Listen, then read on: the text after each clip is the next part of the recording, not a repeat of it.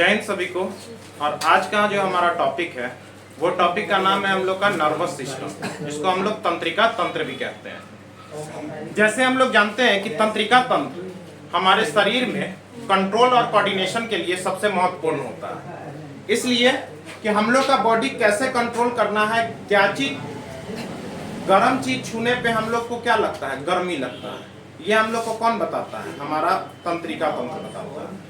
आगे कुआं है, आगे नहीं जाओ, ये हमें कौन रोकता है? तंत्रिका तंत्र। यानी ब्रेन का काम जो होता है मुख्यतः यही हमारा टॉपिक केस में पढ़ना है, तंत्रिका तंत्र में पढ़ना है। ठीक है, अगर हम देखें डायरेक्ट हम लोग फैक्ट पे आते हुए, जो भी एग्जाम ऑफ व्यू से जो भी इंपॉर्टेंट रहेगा, ठीक है, वही हम लोग आज पढ़ेंगे।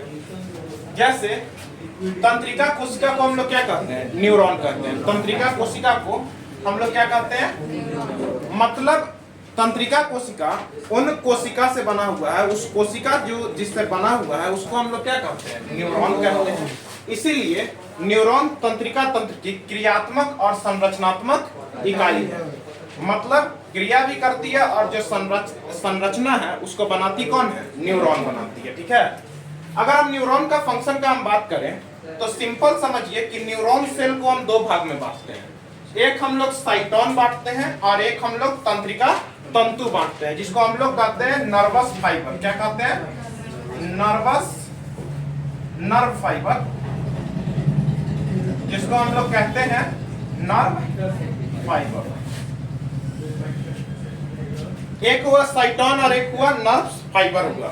अगर हम तंत्रिका तंतु का बात करें, नर्व फाइबर भी हमारा दो तरीका का बढ़ता है, एक डेंड्रॉन बनता है और एक क्या बनता है? एक्सॉन बढ़ता है। एक डेंड्रॉन और एक एक्सॉन। अगर हम बात करें तो आप लोग जानते हैं कि एरोप्लेन बड़ा होता है लेकिन ड्रोन क्या होता है? छोटा होता है। तो बस डेंड्रॉन से याद रखिएगा, इस सूक्ष्म तंतु है। छोटा छोटा तंतु क्या है? डेंड्रॉन है। और लंबे लंबे तंतु क्या है? एक्सॉन है। लंबे लंबे तंतु क्या है? एक्सॉन है। और छोटे छोटे तंतु क्या है? डेंड्रॉन है। आइए हम लोग एक फिगर के माध्यम से सारा कंसेप्ट हम लोग को एक लाइन में ही क्लियर हो जाएगा। एक ही मतलब 2 मिनट के अंदर में हम सारा नर्वस सिस्टम के बारे में हम लोग पढ़ लेंगे। नर्वस सिस्टम को हम लोग माइक्रोस्कोप से देखते हैं तो हमारा न्यूरॉन का ये वाला फिगर आता है। ये न्यूरॉन का फिगर है। किसका फिगर है? न्यूरॉन का फिगर है। न्यूरॉन में हम देखते हैं कि न्यूरॉन सेल किस किस से बना था? साइटोन और तंत्रिका तंतु से बना हुआ। तो हम देखते हैं, देखिएगा हमारा ये जो है ना, ये फिगर हमारा न्यूरॉन का होगा। तो जो ऊपर वाला जो फिगर है ना, इसी को हम लोग साइटोन कहते हैं। इसी को हम लोग क्या कहते हैं? साइटोन कहते हैं। साइटोन के अंदर में साइटोन का जो आपका केंद्रक होता है वो साइटोन के अंदर ही रहता है। वो क्या होता है? साइटोन के अंदर ही। उसके बाद जो है थोड़ा थोड़ा यहाँ द्रव के आकार में इस साइटोन में द्रव भरा रहता है, जिसको हम लोग कहते हैं नीसेल ग्रेनुल। क्या कहते हैं? नीसेल ग्रेनुल। नीसेल ग्रेनुल क्या कहते हैं? नीसेल ग्रेनुल कहते हैं। ठीक है, तो आपका ये फिगर क्या हुआ? साइटोन हुआ। साइटोन के अंदर में केंद्रक हुआ कि नहीं हुआ?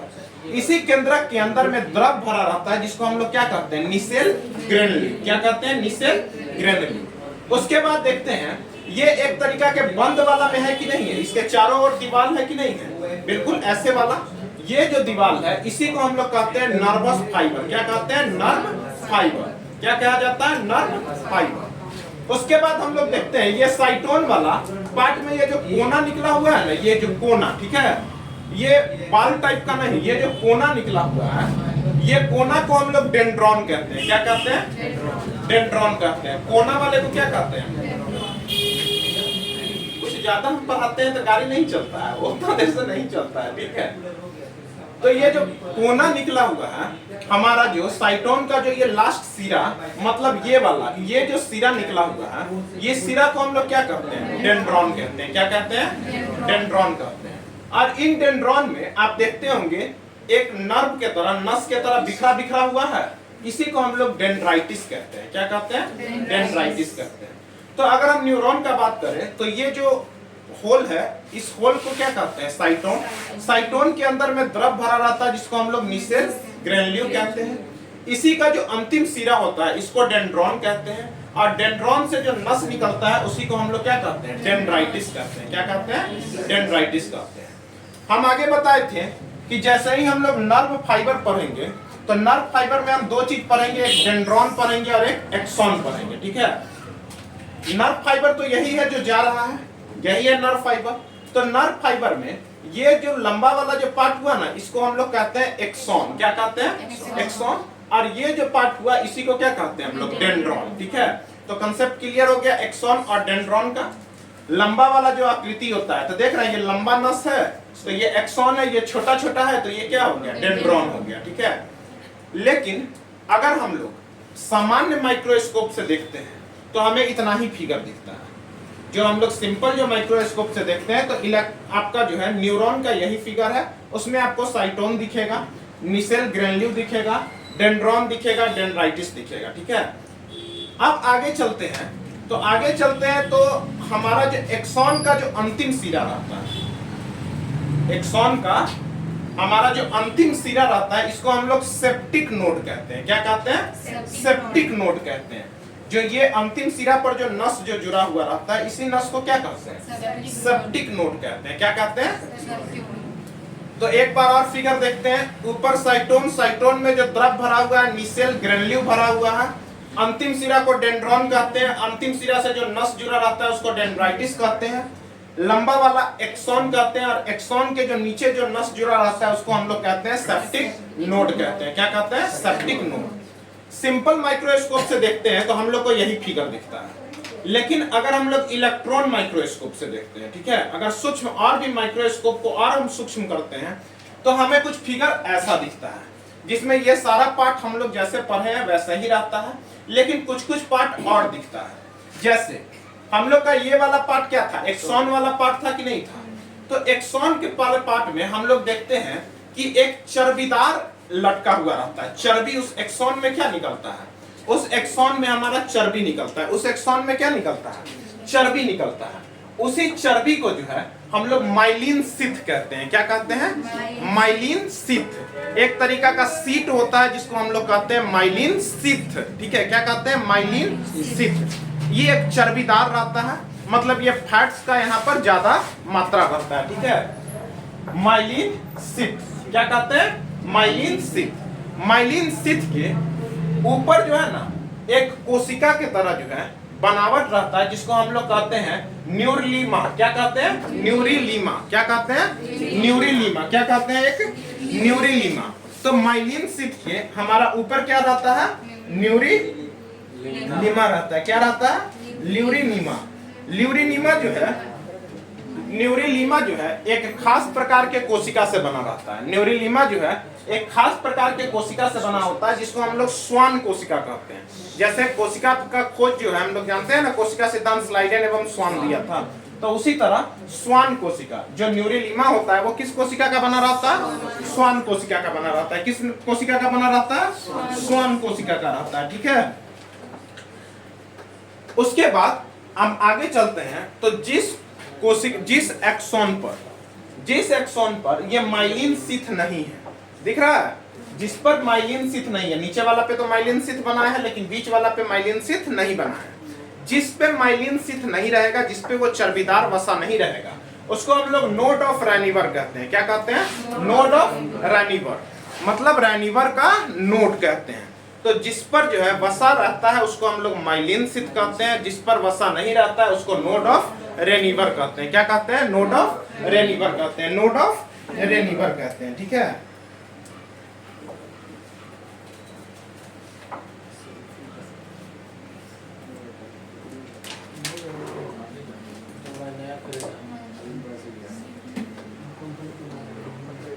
यहां तक कोई दिक्कत है? तो अगर हम लोग बात करें टोटल का, तो टोटल में अगर हम बात करें तो एक तरीका का आप लोग के सामने हम अगर फिगर डालें तो ये फिगर जो है यही एक तरीका का साइटोन हुआ। साइटोन के अंदर जो द्रव भरा हुआ है इसी को हम लोग कहते हैं मिसेल ग्रेन्यू। यहाँ से एक्सॉन जुड़ा हुआ है, एक्सॉन के जो ऊपर में होता है ये माइलिन सीथ होता है। माइलिन सीथ के ऊपर में भी एक रचना होता है जिसको हम लोग न्यूरिलीमा कहते हैं। न्यूरिलीमा जो है ये किस कोशिका से बना रहता है, तो स्वान कोशिका से बना रहता है। इसके बाद एक्सॉन जो है जिस एक्सोन पर माइलिन स्थित नहीं रहता है उसको नोड ऑफ रेनिवर कहते हैं। और एक्सोन का जो अंतिम सिरा रहता है उससे कुछ नस जुड़ा रहता है जिसको हम लोग सेप्टिक नर्व कहते हैं। क्या कहते हैं? सेप्टिक नर्व कहते हैं। तो आप लोग को आई होप कि पूरा तरीका से फिगर आप लोग को समझ में आया होगा।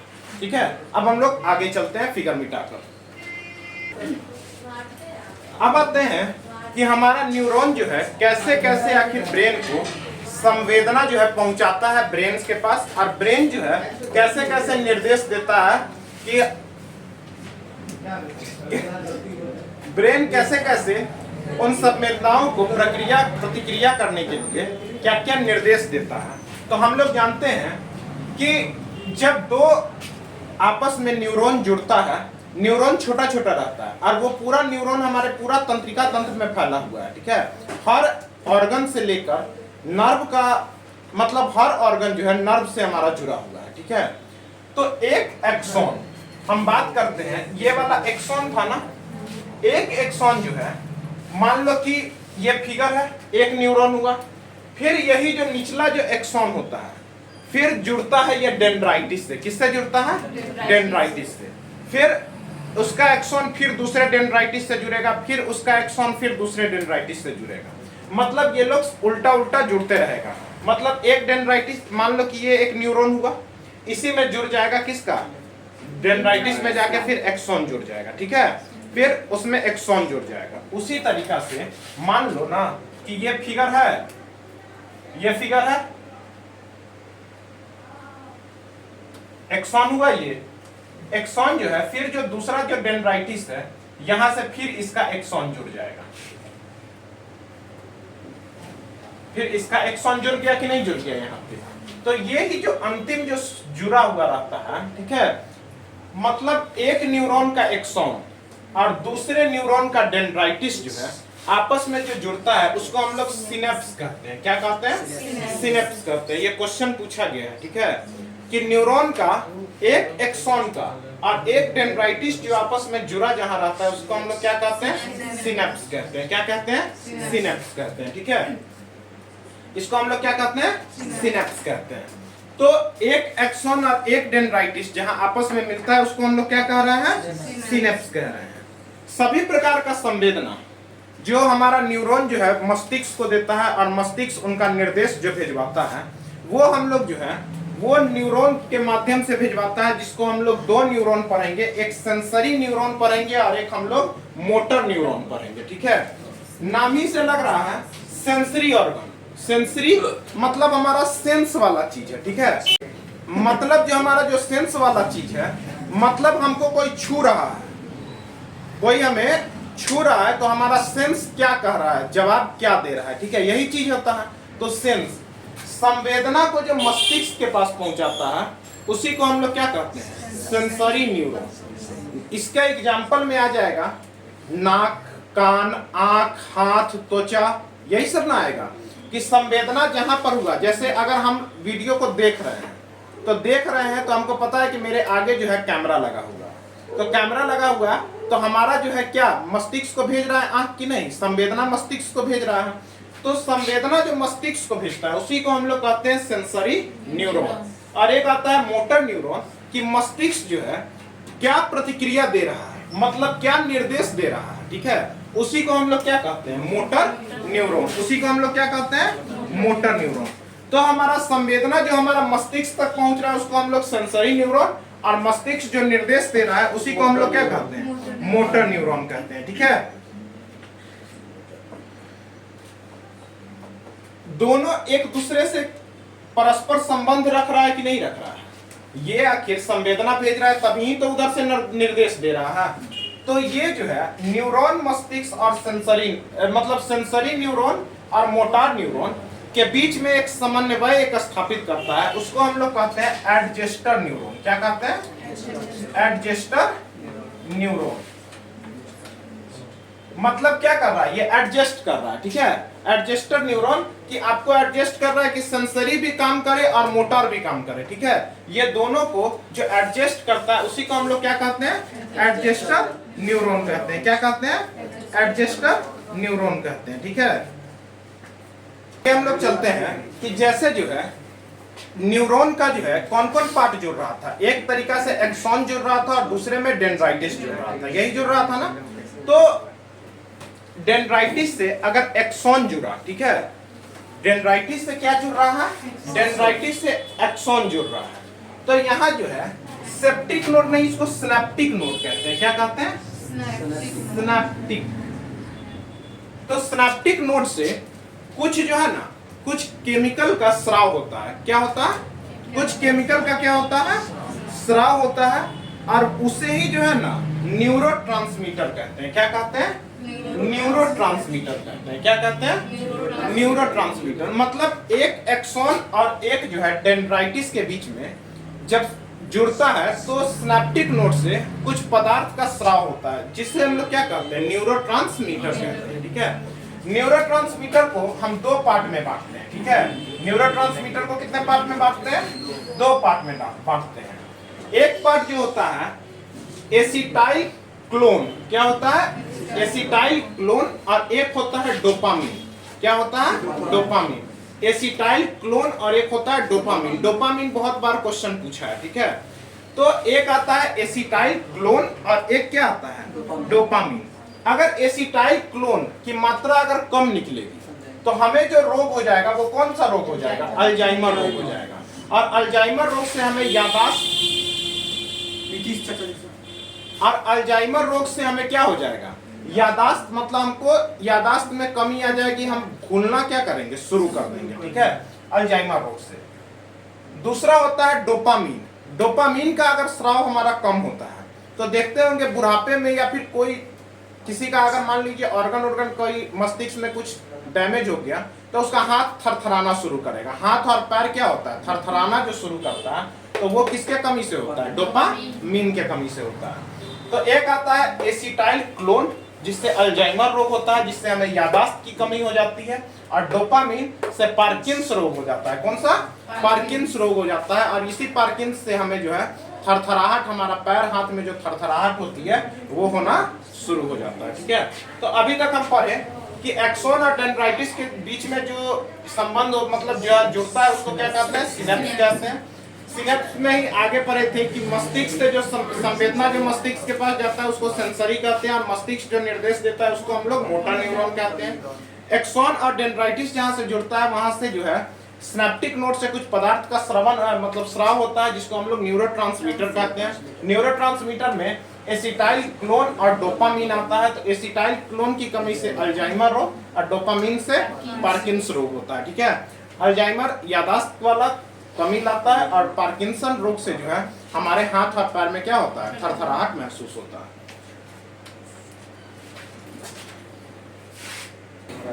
अब हम लोग आगे देखते हैं कि आखिर जो है संवेदना कैसे कैसे आता है। तो सबसे पहले पूछेंगे कि हमारा जो न्यूरॉन जो है वो संवेदना, ये न्यूरॉन में कौन सा पार्ट हमारा संवेदना ग्रहण करता है, जैसे हाथ पैर कौन सा, तो वो डेंड्राइटिस। कौन करता है, डेंड्राइटिस से हमको संवेदना हुआ कि मुझे यहाँ मच्छर काट रहा है। ठीक है, मच्छर काट रहा है तो ब्रेन बोल रहा है कि अरे मच्छर को मारो।